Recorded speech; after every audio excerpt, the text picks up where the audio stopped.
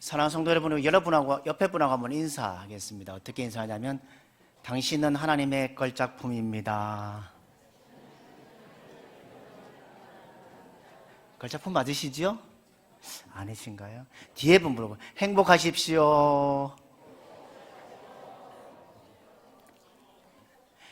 사랑하는 성도 여러분, 여러분은 누구의 자녀이십니까? 1부 때보다 2부 때 소리가 더 크네요. 하나님의 자녀입니다. 하나님의 자녀들은요, 행복하게 살아가야 될 의무가 있습니다. 왜냐하면 능력이 많으신 하나님께서 행복하게 살아가게 할 수 있도록 원하시는 마음으로 우리에게 복을 주셨기 때문입니다. 그래서 우리는 행복하게 살아가야 할 의무가 있습니다. 우리가 하나님을 잘 섬기고 말씀대로 살면 행복할 수 있습니다. 여러분 모두가 주님 안에서 행복할 수 있기를 주님의 이름으로 축복합니다. 여러분, 나는 왜 이 세상에 존재하고 있으십니까? 나는 왜 이 세상에 존재하십니까? 목적 때문에 존재합니다. 무슨 목적 때문에 존재하십니까? 우리는 하나님의 기쁨을 위해서 창조된 사람들입니다. 우리가 어떻게 하면 하나님을 기쁘시게 해드리는지 우리는 알고 있습니다. 하나님께 기뻐하시는 삶, 예배를 드리면 하나님께 기쁨의 삶을 드릴 수 있다는 것이죠. 그렇다면 우리는 무엇으로 태어나셨습니까? 하나님의 자녀로 태어났습니다. 어떻게 하면 하나님의 가족답게 살아갈 수 있으십니까? 서로 교제하며 살아갈 수 있습니다. 그럼 우리는 누구를 닮아서 창조되셨습니까?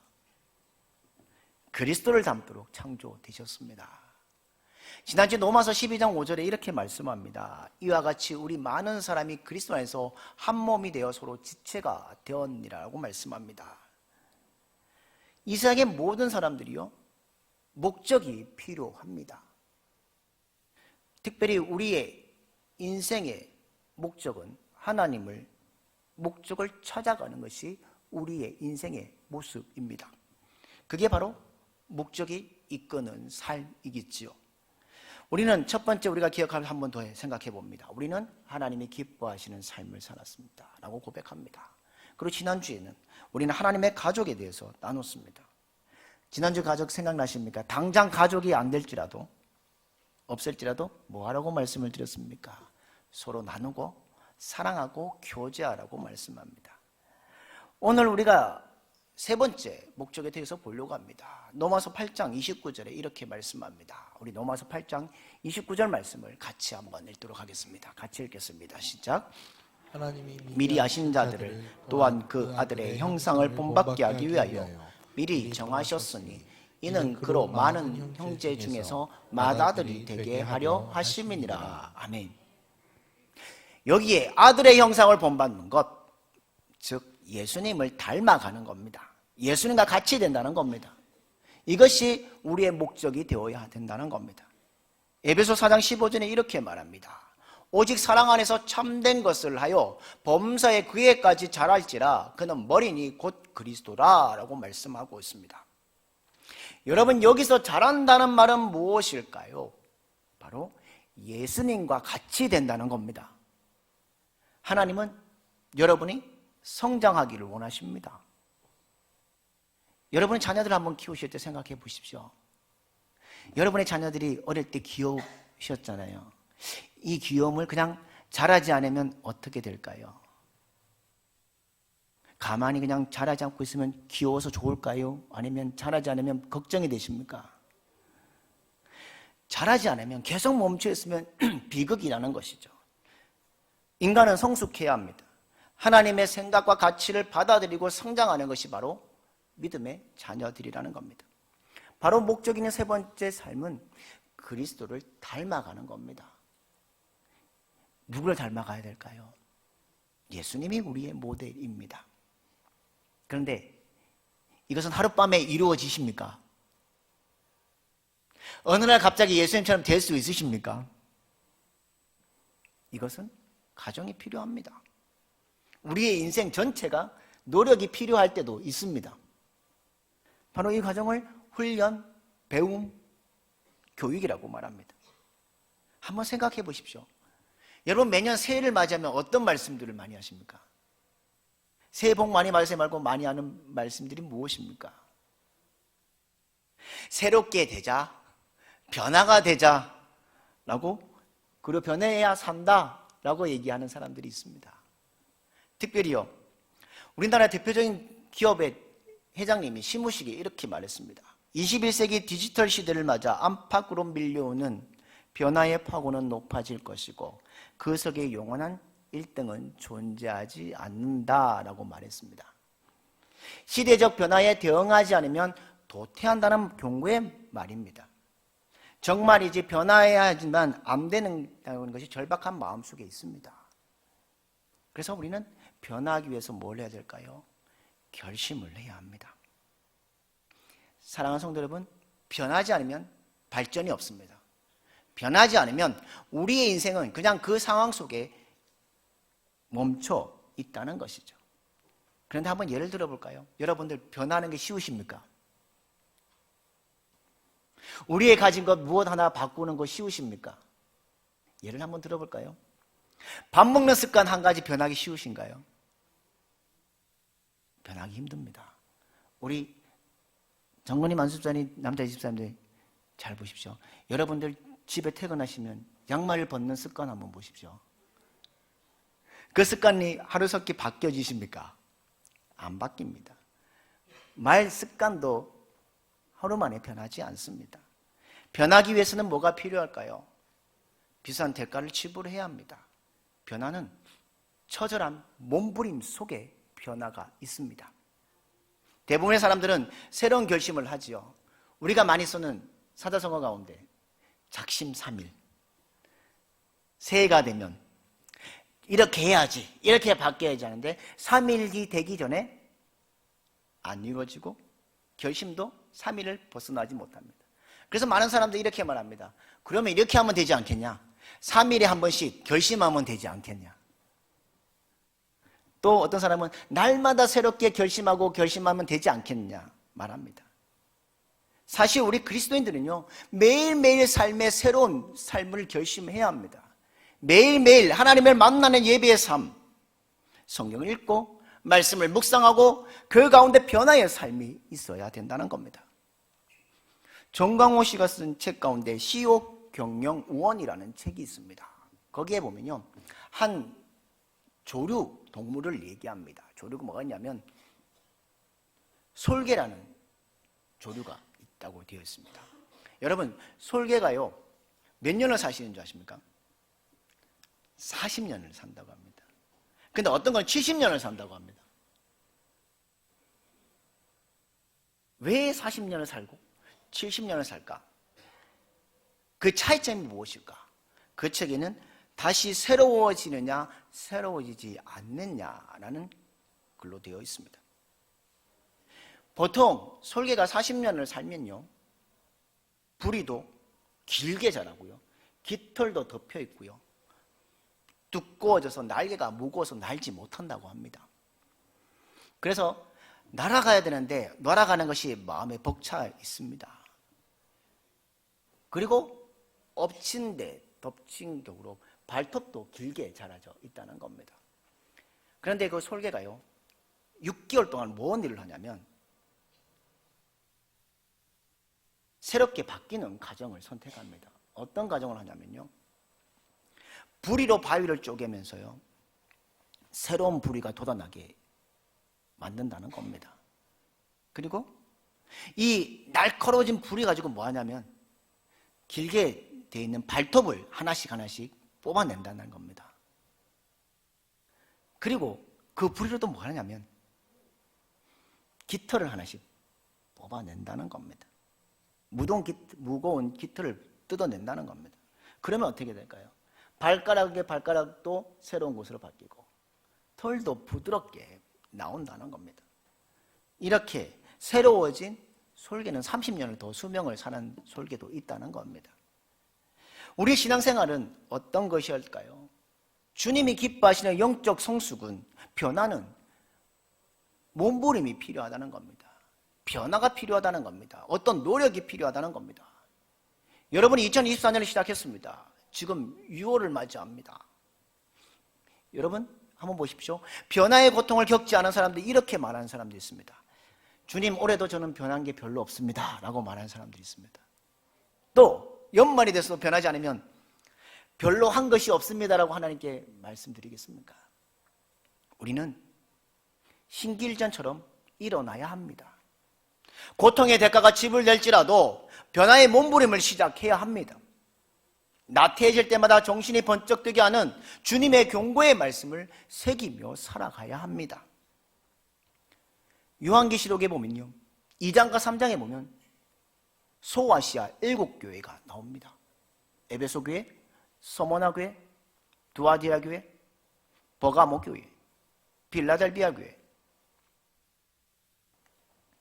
사대교회, 라오디아 교회가 나옵니다. 거기에는 교회에 칭찬과 책망이 있는 교회가 있습니다. 그런데요, 특별히 라오디아 교회 마지막 7번째 교회를 향해서는 하나님께서 요한계시록을 통해서 뭐라고 말씀하시냐면 요한계시록 3장 16절에 이같이 말씀합니다. 내가 이같이 미지근하여 뜨겁지도 아니하고 차지도 아니하니 내 입에서 너를 토하여 버리리라. 무슨 말씀일까요? 우리는 변해야 합니다. 우리는 결심을 해야 합니다. 고통 속에서 변화해야 합니다. 언어 습관이 변화되어야 되고요, 마음이 변화되어야 되고요, 우리의 긍정적인 모든 것이 변화되어야 합니다. 그건 우리의 삶의 뿐만일까요?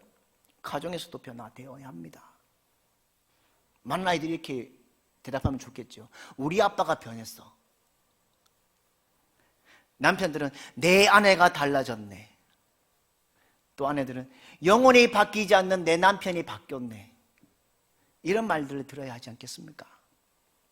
우리는 변해야 합니다. 변할 때는요, 방향과 목적이 분명히 있어야 합니다. 과연 우리는 무엇을 기준으로 변화되어야 할까요? 변화의 매뉴얼이 무엇일까요? 그 변화의 매뉴얼이 무엇이라고 생각하십니까? 사랑하는 성도 여러분, 세상적인 변화는요, 세상에 의한 변화가 아닙니다. 우리의 변화는요, 말씀 중심에서 변화가 있어야 합니다. 시편 119편 130절에 이렇게 말합니다. 주의 말씀을 열면 빛이 비추어 우둔한 사람들을 깨닫게 하나이다 라고 말씀합니다. 그리고 시편 119편 105절에 이렇게 말합니다. 주의 말씀은 내 발의 등이요 내 길의 빛이니라 라고 말씀합니다. 말씀의 빛은 바로 우리가 어디로 가야 하는지, 우리의 인생길의 방향을 밝게 비춰주는 것이 바로 말씀이라는 겁니다. 우리 한국교회사에 보면요, 여러분들 많은 목회자들이 이야기한 것이 있습니다. 우리 한국교회 부흥의 운동이 일어났던 일들을 기억하시죠? 특별히 여러분들 기억하고 있는 평양 대부흥운동을 기억하십니다. 1907년 평양 장대영교회에서 복음의 역사, 한국 전역의 부흥의 운동이 펼쳐졌습니다. 그런데 많은 사람들은요, 대부분요 기억하고 있는 것이 이 1907년 1월에 평양 장대영 교회에서 부흥 운동만 기억합니다. 그런데요, 이 평양 장대영 교회의 부흥이 일어나기 전에 하나의 사건이 있습니다. 1890년에 이 땅에 남감리교 선교사로 왔던 하디 선교사님이 계십니다. 하디 선교사님이요, 어디에 출근하시냐면 제중원, 지금에 말하는 세브란스 병원에 근무를 합니다. 그리고 복음은 가운데 감리교가 많이 있던 곳이 강원도에서 강원도에 복음을 전하다가 나중에는 원산으로, 한경남도 원산으로 가서 복음을 전합니다. 선교회 활동을 펴니다. 그 당시에 우리나라의 모습은 어떻습니까? 나라가 빼앗기고 가고 있는 시대를 살고 있던 시대였습니다. 1907년에 그 부흥운동이 말씀운동과 기도운동이었던 것처럼 이 하디 선교사님이 1903년에 원산에서 남남감리교 선교사님들이 모인 가운데 뭐였냐면 1903년 8월 24일부터 30일까지 한 주간을 뭐 하냐면 기도 주간, 말씀을 읽는 성경 사경회를 준비하자고 했습니다. 그래서 그 원산에서 선교하고 있던 이 하디 선교사님이 3편의 글을 발표해달라는 요청을 받고 준비합니다. 그 당시 하디는 이제 원산에 가기 전에 강원도에서 사역들을 했지 않습니까? 그런데 강원도의 선교 사역에 대해서 좌절했을 때 이렇게 고백했습니다. 나는 3년 동안 강원도의 교회가 처음 닦은 터인 지경터 지역에서 일했으나 거기서 사역에 실패했다. 이 실패는 나에게 말할 수 없는 타격을 줬고 나는 이를 더할 수 없을리만큼 기진맥진했다. 그런 사역이 순탄하지 않아서 그 선교 공부의 사역들을 준비하는 가운데 이런 주제를 글로 남겼다는 겁니다. 나의 전도를 받고 교회에 출석하는 한국 교인들의 진정한 참여를 하면서 신앙생활을 하는가라는 주제로 성경 교환을 작성합니다. 그런데 준비하다가 자기 마음속에 이런 것이 들어왔다는 겁니다. 나는 참으로 하나님께 회개하고 선교사라서 자격을 갖고 있는가라는 질문이 그의 음성에 들려왔다는 겁니다. 그러면서 그 자리에서 하디는 참회하고 사죄하고 선교사들 앞에서 죄를 고백하고 자신의 모든 것을 털어놓았을 때 그 지역이 용광로 같이 성령의 역사가 일어났다는 겁니다. 그 원산 지역뿐만 아니라 송도, 서울, 제물포, 평양 곳곳에 그 하디 선교사를 불러놓고 성령이 집회를 했습니다. 그런데 그가 집회할 때마다 뭘 했냐면요, 참회하는, 죄를 참회하는 것을 했을 때에 그 성령의 역사가 3년이 거친 후에 1907년에 폭발적인 성령의 역사가 나타났다는 겁니다. 사랑하는 성도 여러분, 우리 한국교회의 부흥의 운동은 사경회, 성경 공부, 기도회입니다. 그렇다면 이 성경은 우리에게 어떤 말씀을 할까요? 성경에는 어떤 특징이 있기 때문에 우리가 말씀을 배워야 되고 말씀을 해야 되는 건지 우리 보고자 합니다. 첫 번째는 말씀의 특징은 사람을 구원하는 겁니다. 오늘 디모데후서 3장 15절을 보십시오. 우리 오늘 말씀을 3장 15절 말씀을 같이 한번 읽도록 하겠습니다. 같이 읽겠습니다. 시작. 그리스도 예수 안에 있는 믿음으로 말미암아 구원에 이르는 지혜가 있게 하느니라. 아멘. 성경은 우리가 구원을 말했을 뿐만 아니라 죄인이 스스로 구원받을 수 없다는 말씀을 여기에 말하고 있습니다. 성경은 뭐냐? 예수 그리스도를 통해서만이, 그 복음을 통해서만이 우리가 구원받을 수 있다는 말씀입니다. 디모데후서 4장 16절에 이렇게 말합니다. 내가 내 자신과 가르침을 살펴 이 일을 계속하라. 이것을 행함으로 내 자신과 내게 듣는 자를 뭐 한다고요? 구원하리라고 말씀하고 있습니다. 우리는 말씀을 배우고 가르치는 일에 힘써야 합니다. 자신과 듣는 사람들이 뭐 한다고요? 구원받는다고 말하고 있습니다. 가르치는 사람만도 아니고 배우는 사람만도 아니고 둘 다 구원을 받는다고 말하고 있습니다. 말씀을 통해서 구원받은 사람들이 다른 사람과 대화하면서 뭘 전하겠습니까? 구원을 전하는 겁니다. 우리가 하나님의 가족이 되었다면 교제하는 가운데 뭐가 있어야 될까요? 말씀이 있어야 된다는 겁니다. 말씀이 없는 교제는 사람을 나누게 하고 분열시키고 갈등을 일으키고 상처를 줄 수밖에 없다는 겁니다. 우리의 입, 우리의 혀가 말씀에 써야 합니다. 우리 혀는 여러 가지입니까? 하나밖에 없습니다. 뱀은 여러 혀로 하지만 우리는 한 번에 한 가지 말밖에 할 수 없습니다. 이 입으로, 이 혀로 하나님의 말씀을 하는데 쓰는 여러분들 되길 주님의 이름으로 축복합니다. 그런 말씀을 하면 세상에 말할 시간이 없습니다. 우리의 입술이 말씀이 되어지고 말씀 가운데 거하는 여러분들 되기를 주님의 이름으로 축복합니다. 우리가 신앙생활하면서 이렇게 많은 사람들이 이렇게 이야기합니다. 김 집사님 변했네. 내가 초등학교부터 알았는데 그 집사가 간증하는데 나는 듣지도 싫기 싫어. 그러나 우리들의 마음속에 말씀이 있다면 사람들을 다르게 봅니다. 말씀의 교제가 있고 말씀의 삶이 있으면 교회는 깨어날 수 있다는 겁니다. 사랑하는 성도 여러분, 여러분 완전한 사람들이 있으십니까? 완전하지 않는 사람들끼리 뭐 하냐면 다른 사람의 잘못된 점, 꼬투리를 잡고 있는 사람들이 있습니다. 누가 이런 말을 했는데, 누가 이런 말을 했는데, 누가 이럴 수 있느냐고, 왜 고치지 않느냐고. 여러분, 이런 말들 한번 해보시지 않으셨습니까? 하루 24시간 부족하면서 계속 그런 말을 하고 있을지도 모릅니다. 남의 잘못을 고치려고 이것만을 고쳐야 된다고 시간 낭비하지 마십시오. 남을 향한 분노의 에너지를 쏟지 마시고 남을 향한 분노의 에너지를 하나님을 향한 삶으로 바뀌는 여러분들 되기 원합니다. 혼자 어려운 척하지 마십시오. 엄청난 낭비를 하고 있음을 알아야 합니다. 사랑하는 믿음의 성도 여러분, 말씀이 있는 교회에 말씀이 있는 사람들은 평안합니다. 겸손합니다. 서로를 인정합니다. 서로를 격려합니다. 말씀을 통해서 관계를 새롭게 정립해 나갈 수 있습니다. 옛날에 코올릭의 박아무개가 아니고 이집사가 아니고 말씀을 함께 나눔을 통해서 새 사람으로 발견되어 가는 일이 여러분에게 주어질 것입니다. 그 주어진 상 가운데 함께함을 통해 하나님의 주신 복을 누리며 살아가는 여러분의 삶이 되기를 주님의 이름으로 축복합니다. 두 번째 말씀은요, 사람을 교육합니다. 우리 인생 교육에 가장 유익한 책은 무엇일까요? 성경입니다. 한번 예를 들어 보십시오. 사람은 교육받은 대로 변화됩니다.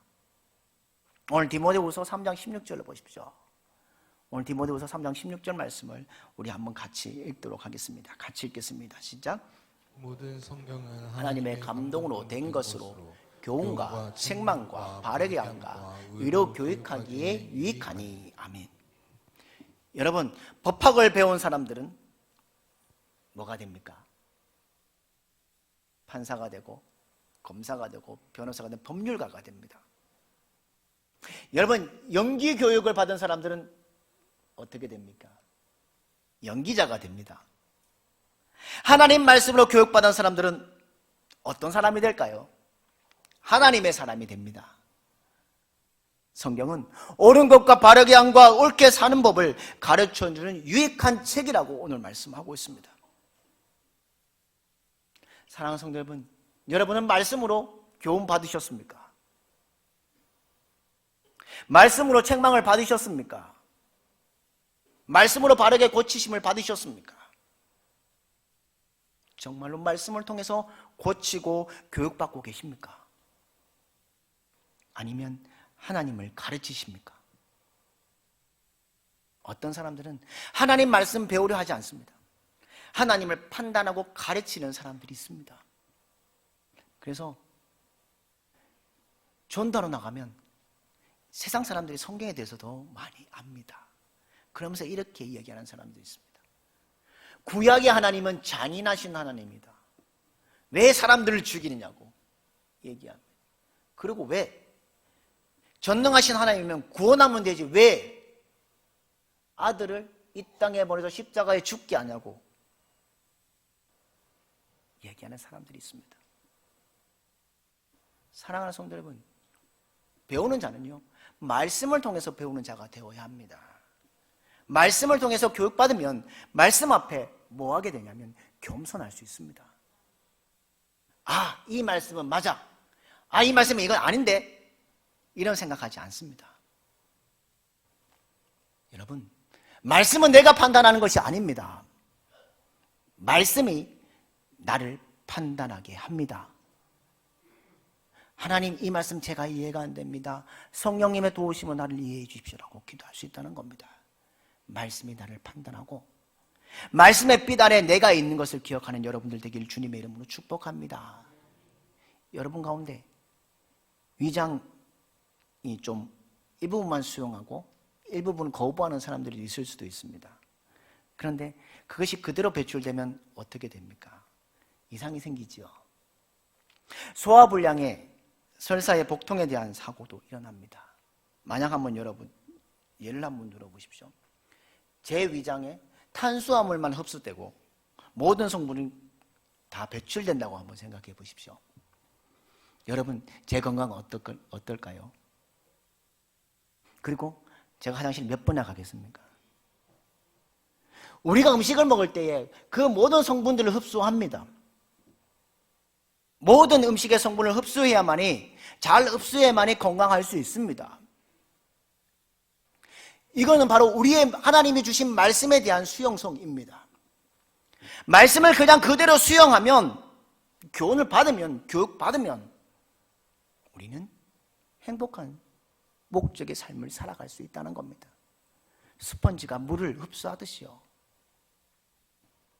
말씀을 온전하게 받아들이는 마음의 문이, 그것을 그대로 받아들이는 믿음의 성도들이 되셔서 이 땅 가운데 승리자로 살아가는 여러분들 되기를 주님의 이름으로 축복합니다. 세 번째는요, 하나님의 말씀은 우리로 하여금 선한 일꾼이 되게 합니다.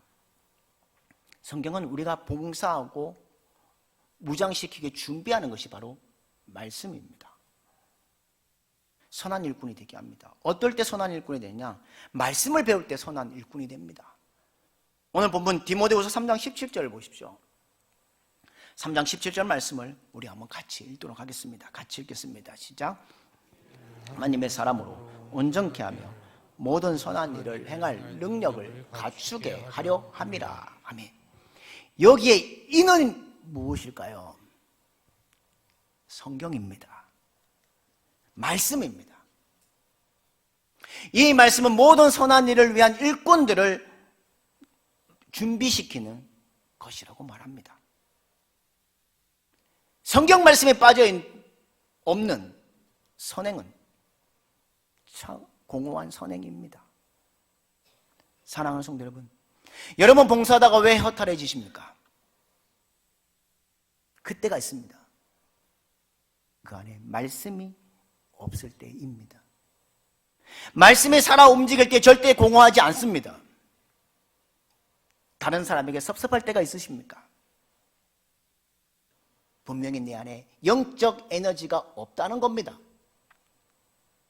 우리가 밥을 먹을 듯이 힘을 내듯이 우리의 영적인 하나님 말씀을 받아들일 때 영적인 힘이 생긴다는 겁니다. 마음속에 분노가 일어날 때가 있으십니까? 남을 정죄할 때가 있으십니까? 나는 엄청나게 의롭고 다른 사람은 거룩하지 못하고 죄인으로 취급하고 계십니까? 이건 바로 사랑과 삶 사이를 가르는 사단의 계략입니다.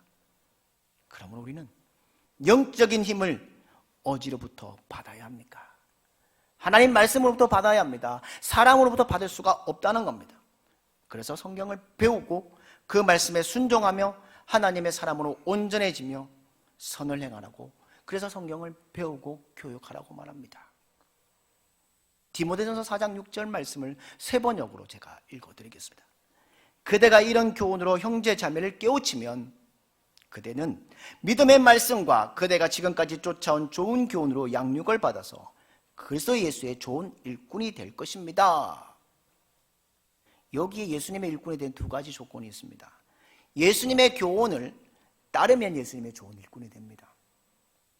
그리고 예수님의 좋은 일꾼이 되려면 반드시 말씀으로 양육을 받아야 된다는 겁니다.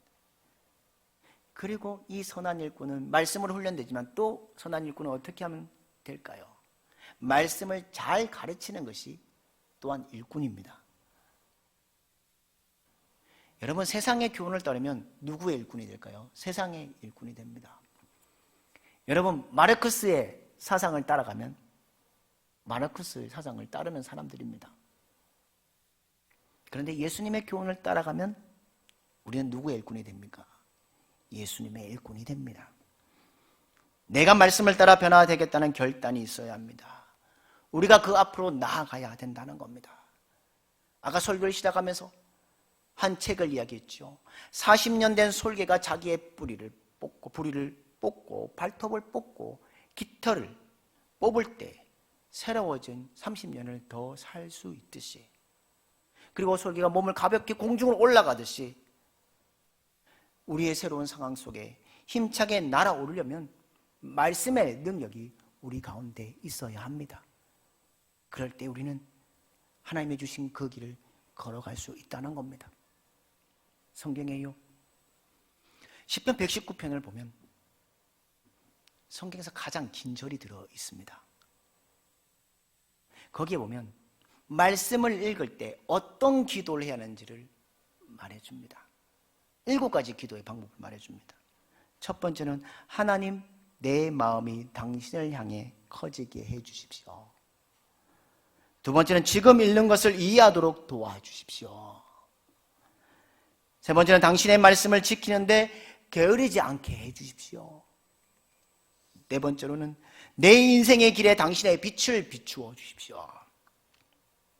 다섯 번째로는 슬픔 중에 있는 나를 강건케 해 주십시오. 여섯 번째는 모든 종류의 방해로부터 나를 지켜 주십시오.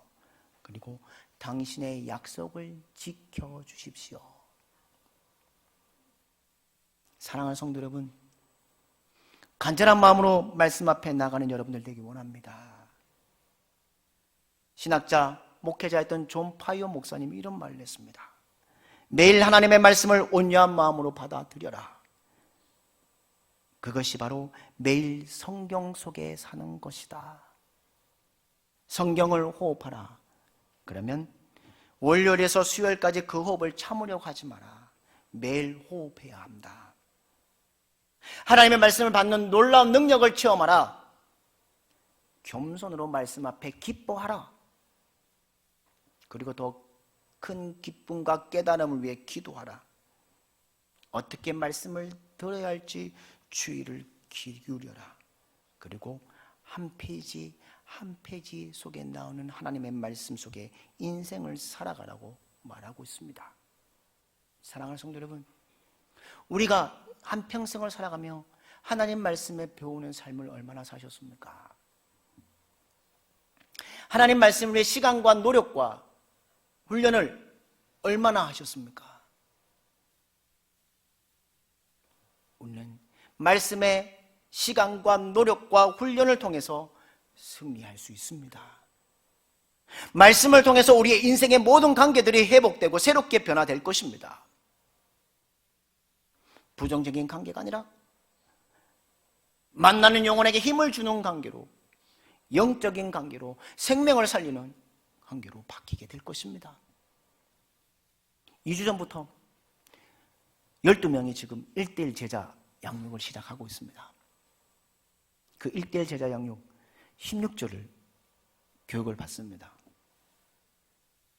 목사님 16조 너무 긴데요 얘기를 합니다. 그런데 그 16주 동안에 숙제가 있습니다. 매주 뭐가 있냐면요, 말씀 암송을 2구절을 해야 됩니다. 그리고 매일매일 성경을 읽어야 합니다. 그리고 또 뭐냐면 매주 그 성경 공부 교재에 나오는 성경 구절을 다 써와야 합니다. 그러니까 그분들은요, 말씀 안에 거하는 겁니다. 말씀의 시간과 노력과 능력이 함께 있을 때 그 삶이 충만한 삶이 된다는 겁니다. 사랑하는 믿음의 성도 여러분, 여러분의 입술에도 하나님의 말씀으로 채워지기를 원합니다. 여러분의 입술로 통해서 생명의 능력이 불처럼 나오기를 원합니다. 여러분의 입술에서 평화가 선포되기를 원합니다. 여러분이 하나님 주신 말씀을 통해서 나누어져 있고 분열되어 있는 그곳 가운데 화해하는 선포를 하는 여러분들 되기 원합니다. 사랑하는 믿음의 성도 여러분, 진정으로 하나님께 축복받기 위해서 말씀 속에 교육받고 진정한 변화가 있는 여러분들 되기를 주님의 이름으로 축복합니다. 그 길이야말로 하나님이 이 땅에 보내신 우리의 삶의 목적일 것입니다. 날마다 매일매일 삶 속에 말씀의 훈련과 시간과 노력을 통해 이 땅 가운데 참된 그리스도인으로 살아감을 통해 주님의 주신 승리의 길을 걸어가는 여러분들의 삶이 되기를 주님의 이름으로 축복합니다.